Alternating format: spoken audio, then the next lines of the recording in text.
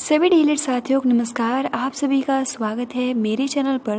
और गाइज आज के इस वीडियो में हम डिस्कस करने वाले हैं UP DElEd third semester subject computer.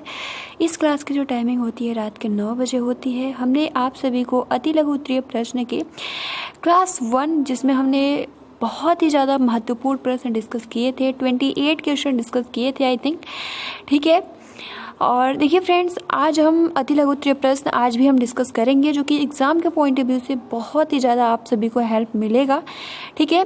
तो अगर आप इस वीडियो को देख रहे हो, टाइमिंग दे रहे हो, तो आप जितने भी प्रश्न हैं इसको याद जरूर कीजिएगा, ठीक है, क्योंकि हो सकता है कि यही प्रश्न आपके एग्ज़ाम में भी पूछ लिए जाए, ठीक है। तो चलिए स्टार्ट करते हैं। आप सभी वीडियो को लाइक कर दीजिए और सबसे पहली बात कि आप कॉपी और पेन लेकर बैठा करिए, क्योंकि जो भी महत्वपूर्ण क्वेश्चन जो कि याद करने में थोड़ी डिफ़िकल्टी आती है तो आप अपने कॉपी में वीडियो को पॉज करके और आप उसको लिख सकते हो ताकि वो याद रहे हमेशा, ठीक है। अब चलिए हम लोग स्टार्ट करते हैं।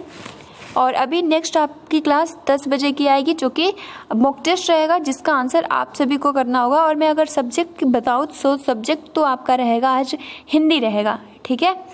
तो चलिए शुरू करते हैं, जिसमें सबसे पहला प्रश्न है कि पाठ्य वस्तु के प्रस्तुतिकरण के अंतर्गत श्रव्य सामग्री का उदाहरण बताइए।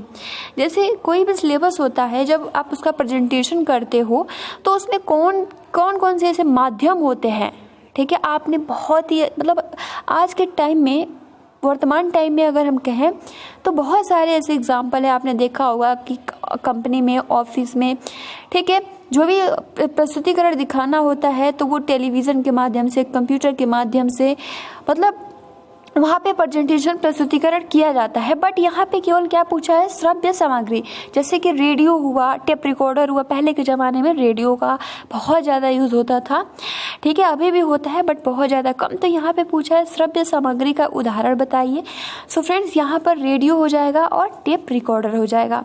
इसका आंसर बहुत ज़्यादा मतलब कहे तो महत्वपूर्ण है और आसानी के साथ ये याद भी हो जाएगा।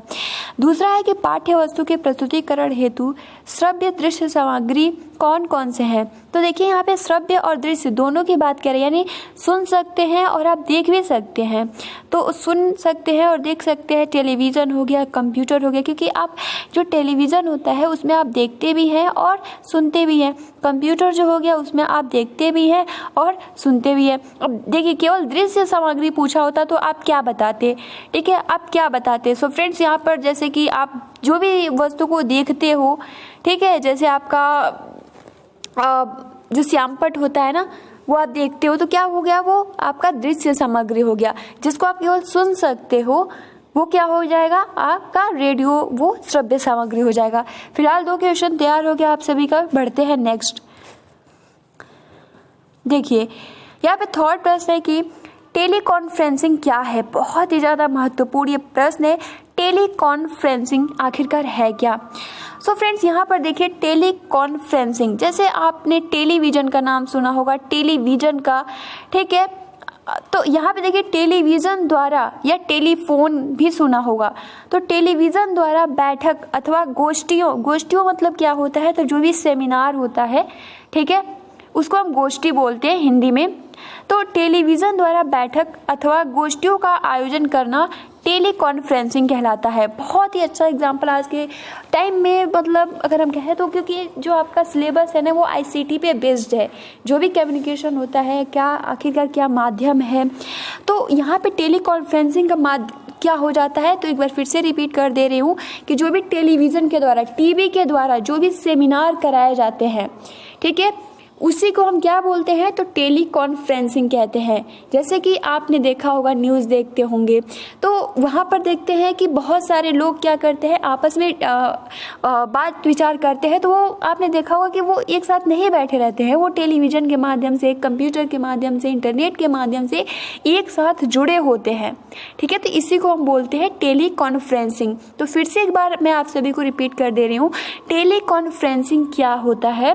तो टेलीकॉन्फ्रेंसिंग का मतलब ही हो जाता है कि टेलीविज़न के द्वारा जो भी सेमिनार करवाया जाता है, जो भी बैठक करवाया जाता है, ठीक है, उसी को हम टेलीकॉन्फ्रेंसिंग कहते हैं, ठीक है।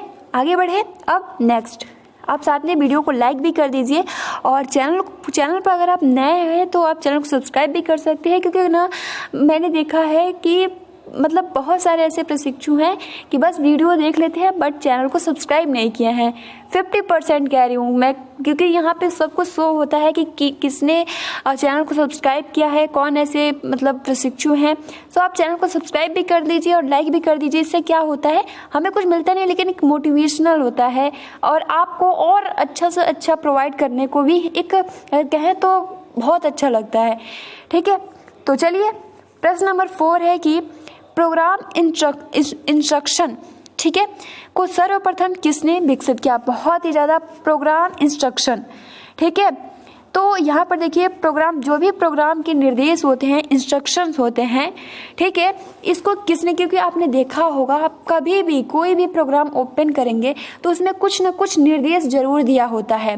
तो यहाँ पे पूछ रहा है कि सर्वप्रथम किसने इसको डेवलप किया, किसने इसको विकसित किया। सो फ्रेंड्स यहाँ पर आंसर हो जाएगा सिडनी एल प्रेसी ने। किसने, तो सिडनी एल प्रेसी ने विकसित किया, जो कि एग्जाम के पॉइंट ऑफ व्यू से या अगर हम कहें तो नॉर्मली आपको पता होना चाहिए, अगर हम कहें तो दूसरे व्यक्ति से भी आप पूछ सकते हो कि प्रोग्राम में जो भी इंस्ट्रक्शन आता है वो किसने डेवलप किया है, किसने विकसित किया है, तो सिडनी एल प्रेसी ने। ठीक है, फिर से आप एक बार नाम याद रखिए, सिडनी एल प्रेसी, प्रोग्राम इंस्ट्रक्शन सर्वप्रथम उन्होंने ही डेवलप किया था। 5th आपका प्रश्न है कि शिक्षा में उपयोगी किन्हीं 4 माध्यमों के नाम बताइए। यानी जो हमारा एजुकेशन का फील्ड है, हम ऐसे कौन कौन से माध्यम है, जैसे कि अभी मैं आपको यूट्यूब के माध्यम से पढ़ा रही हूँ, तो यहाँ पे यूट्यूब के माध्यम से यानी क्या एक माध्यम हो गया। और माध्यम आप किसके माध्यम से, तो आप अपने कंप्यूटर के माध्यम से, अपने लैपटॉप के माध्यम से, अपने स्मार्टफोन के माध्यम से अभी आप मेरे को सुन रहे हो, देख रहे हो, पढ़ रहे हो, जो भी कुछ भी कर रहे हो, तो ये क्या है, एक प्रकार का माध्यम है। यहाँ पे पूछा है कि शिक्षा में उपयोगी किन्हीं 4 माध्यमों के नाम बताइए। तो रेडियो, क्योंकि रेडियो के थ्रू भी आप बहुत ही अच्छी कहानी यानी पढ़ सकते हो, सीख सकते हो। टेलीविजन के माध्यम से तो मतलब कहना ही नहीं है, तो सब कुछ आज के टाइम में तो यही है। माइक्रोस्कोप के माध्यम से भी आप जो भी कुछ भी है जान सकते हैं, देख सकते हैं। और टेप रिकॉर्डर में आप कुछ रिकॉर्ड करके और आप बाद में उसको प्रेजेंट यानी प्रस्तुतिकरण, जैसे कि आपने देखा भी होगा कि पहले से रिकॉर्ड करके और बाद में उसको पब्लिश कर दिया जाता है। तो ये शिक्षा में 4 उपयोगी माध्यम है जिसके थ्रू शिक्षा को बहुत ज़्यादा यूज़फुल बनाया जाता है। ठीक है, तो देखिए हमने 5 प्रश्न डिस्कस किया और आई होप कि आपको बहुत ही आसानी के साथ याद हो रहा होगा, क्योंकि हम इसको रटना नहीं है, इसको समझना है। जब आप एक बार समझ लेंगे तो बहुत ज़्यादा डिफ़िकल्टी नहीं आएगी। ठीक है, तो किसी भी क्वेश्चन को बस आप समझ लीजिए, आप एक बार समझ लेंगे तो फिर देखिए माइंड जब क्वेश्चन पूछेगा ना तब आप उसको आसानी, आप देखिए हमने टेली कॉन्फ्रेंसिंग डिस्कस किया, अगर आप रट लेंगे, उसका मतलब नहीं जानेंगे तो फिर क्या हो जाएगा, वो भूल जाता है। बट हमने बहुत ही अच्छे से डिस्कस किया टेली कॉन्फ्रेंसिंग। सबसे पहले तो आप नाम में ढूंढिए टेली कॉन्फ्रेंसिंग, जैसे टेली मतलब होता है टेलीविजन, टेलीफोन, ठीक है, इस तरीके से आप कर लीजिए।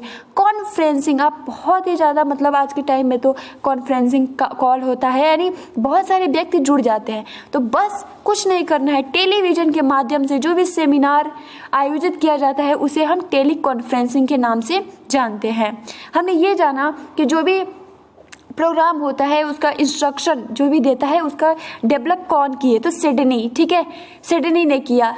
ठीक, तो बहुत ज़्यादा टफ नहीं है। और शिक्षा में उपयोगी किन्हीं 4 माध्यमों के नाम बताइए, तो रेडियो, टेलीविजन, माइक्रोस्कोप और टेप रिकॉर्डर। ठीक है, चलिए आगे बढ़ते हैं। प्रश्न नंबर 6 है कि खेल रचनात्मक क्रियाओं की व्यापक अभिव्यक्ति है, किसका कथन है। बहुत ही ज़्यादा महत्वपूर्ण ये प्रश्न है क्योंकि स्टेटमेंट है। और फ्रेंड्स मैं आप सभी को बता दूं कि स्टेटमेंट से रिलेटेड यूपी टेट में, सुपर टेट में पूछ लेता है। ठीक है, और नंद जी का ये स्टेटमेंट है तो एक तरीके से कहें तो बहुत ही ज़्यादा महत्वपूर्ण है। सो यहाँ पे पूछे, यहाँ पे ये जो अपना स्टेटमेंट दिए हैं, देखिए क्या कह रहे हैं कि खेल रचनात्मक क्रियाओं की व्यापक अभिव्यक्ति है, यानी खेल के माध्यम से, ठीक है, जो भी आप एक्टिविटी करते हो ये बहुत ही ज़्यादा व्यापक अभिव्यक्ति होती है। ठीक है, तो ये जो स्टेटमेंट दिया है किसने दिया है, तो टीपी नंद जी का है।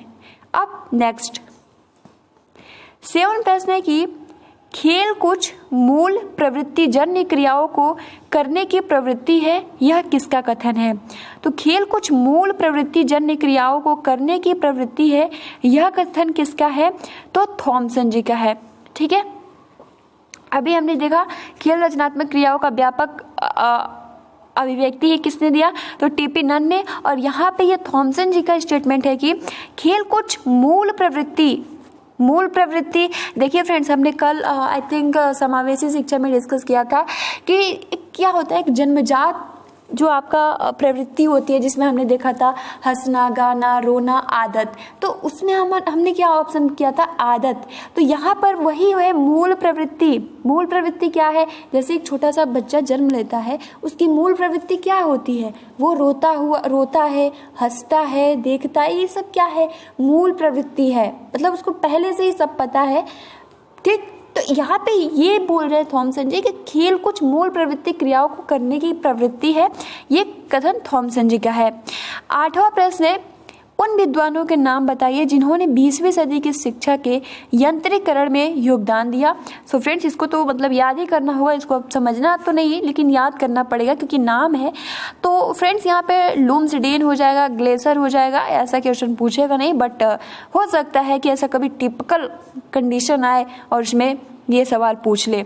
ठीक है, तो इस तरीके से उन विद्वानों के नाम जिन्होंने 20वीं सदी की शिक्षा के यंत्रीकरण में योगदान दिया, तो लुम्सडेन हो जाएगा और ग्लेसर हो जाएगा। क्लियर? देखिए 9वां प्रश्न है कि भारत में शैक्षिक प्रौद्योगिकी के विकास के लिए कौन सी संस्था कार्यरत है? तो भारत में शैक्षिक प्रौद्योगिकी के विकास के लिए कौन सी संस्था कार्यरत है? सो फ्रेंड्स यहाँ पे हो जाएगा NCERT। ठीक है, NCERT, यहाँ पे लिख दे रही हूँ NCERT। इसका फुल फॉर्म भी पूछ लेता है। सो फ्रेंड्स यहाँ पे फुल फॉर्म जो हो जाएगा, N से होता है नेशनल, C से होता है काउंसिल, E से होता है एजुकेशन, R से होता है रिसर्च, T से होता है टेक्नोलॉजी। ठीक है, national council education research technology, इसका ये फुल फॉर्म हो जाता है। ठीक है, तो यहाँ पे पूछा कि भारत में शैक्षिक प्रौद्योगिकी के विकास के लिए कौन सी संस्था कार्यरत है? सो फ्रेंड्स NCERT उच्च शिक्षा संस्थान मेरठ और बड़ौदा।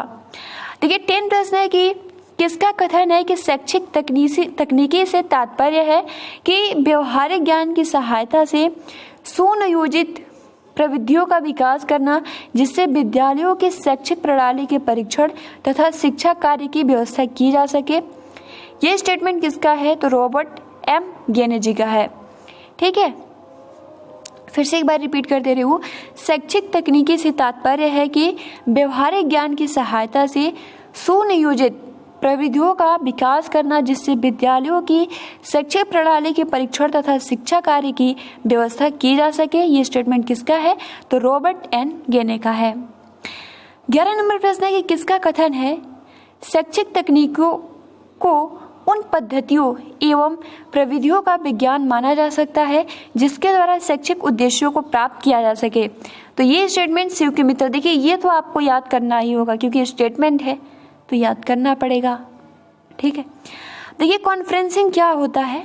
टेली कॉन्फ्रेंसिंग, अब कॉन्फ्रेंसिंग तो सामान्य अर्थ में कॉन्फ्रेंस का अर्थ किसी संस्था के सदस्यों द्वारा किसी विषय वस्तु पर सम्मिलित रूप से विचार विमर्श करना ही कॉन्फ्रेंस के द्वारा शिक्षा के ज्ञानात्मक, भावात्मक एवं विचारात्मक उद्देश्यों को प्राप्त किया जाता है। यानी मतलब सिंपल कॉन्फ्रेंसिंग का जब 2 व्यक्ति आपस या 3 व्यक्ति जब आपस में जुड़ जाते हैं, जुड़ने के बाद क्या होता है? विचार विमर्श किया जाता है और विचार विमर्श करने के बाद जो भी उद्देश्य होता है, ठीक है, क्योंकि इसी उद्देश्य के लिए कॉन्फ्रेंसिंग किया जाता है। ठीक है, तो ये भी इजी है, आसानी के साथ हो जाएगा।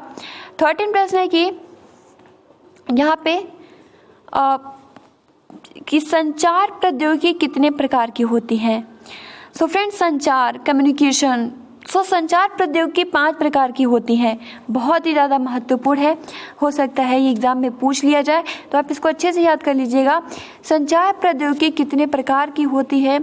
तो संचार प्रौद्योगिकी 5 प्रकार की होती है। ठीक है, जिसमें पहला होता है मौखिक अभिव्यक्ति, दूसरा होता है मुद्रित प्रणाली, तीसरा होता है रेडियो प्रसारण, चौथा होता है दूरदर्शन और 5वां होता है इंटरनेट। तो संचार प्रौद्योगिकी के कितने प्रकार होते हैं, एग्जाम के पॉइंट ऑफ व्यू से बहुत ही ज़्यादा मतलब महत्वपूर्ण है और आपको ये अब भी याद कर लेना होगा।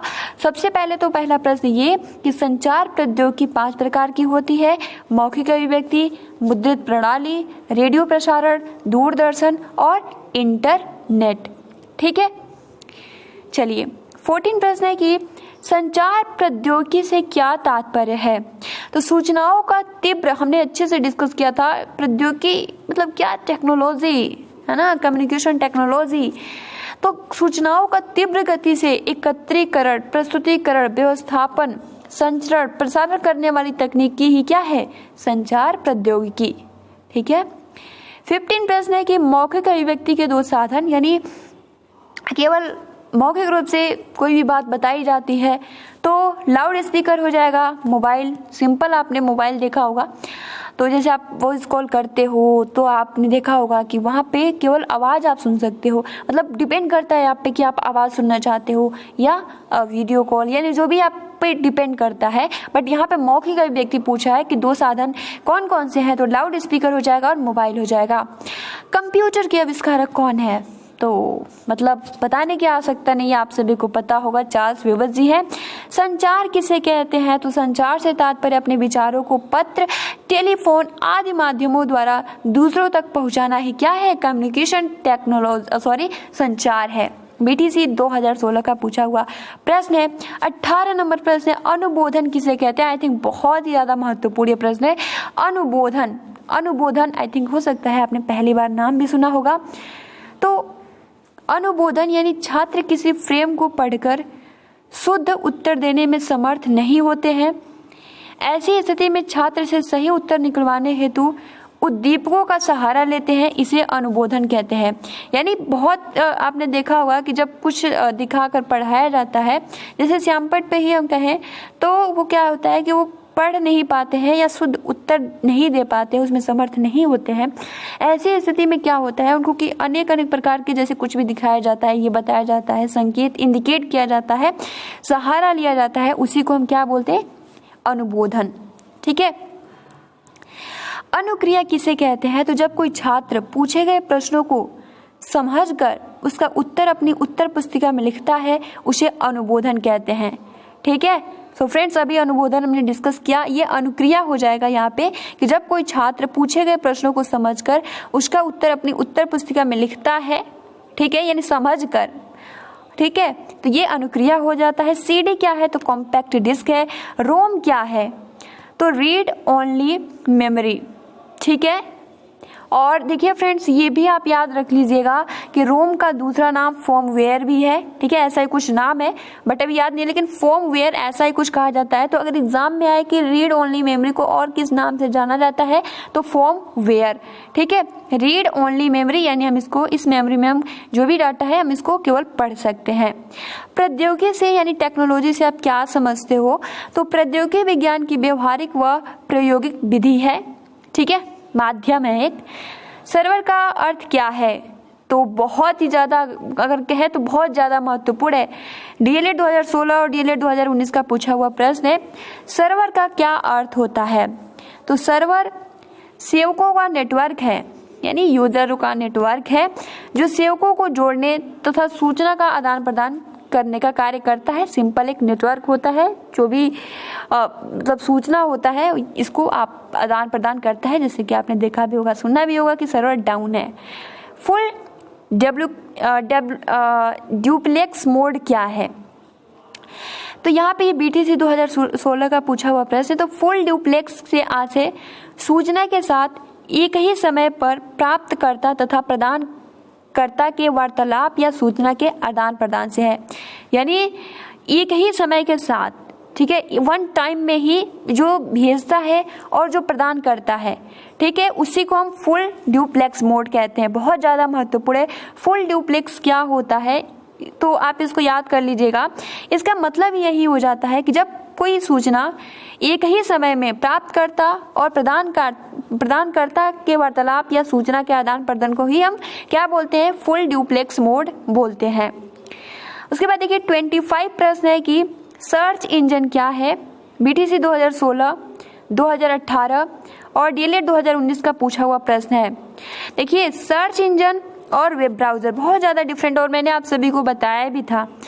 तो सर्च इंजन एक सॉफ्टवेयर होता है जो यूजर द्वारा दिए गए निर्देशों के आधार पर इंटरनेट पर खोज कर डाटा प्रदान करता है। गूगल क्या है? गूगल एक सर्च इंजन है। अगर बात करें यहाँ पे जो क्रोम है, वो क्या सर्च इंजन है? आंसर एस और नो में आप कमेंट्स करके बताइएगा, क्योंकि हमने प्रीवियस वीडियो में बहुत ही अच्छे से आप सभी को बताया था, बहुत ही अच्छे से। गूगल तो एक सर्च इंजन है, और साथ में क्योंकि गूगल का ही रूप है वेब क्रोम ब्राउज़र, तो आप बता सकते हैं। अभी मैंने हिंट बोलते बोलते बोल भी दिया, आप समझ भी गए होंगे, आप आंसर कर सकते हो ऐसे। सो यहाँ पे देखिए 26 प्रश्न है कि DBMS का पूरा फुल फॉर्म क्या है? तो database management system, very easy. Hackers क्या है? लिखिए BTC 2000। और हैकर्स जो व्यक्ति किसी कंप्यूटर सिस्टम के माध्यम से अन्य कंप्यूटर सिस्टम की प्रक्रिया संचालन को अपने बस में कर लेता है तथा कंप्यूटर की सुरक्षा घेरे को तोड़ देता है, वो हैकर्स कहलाता है।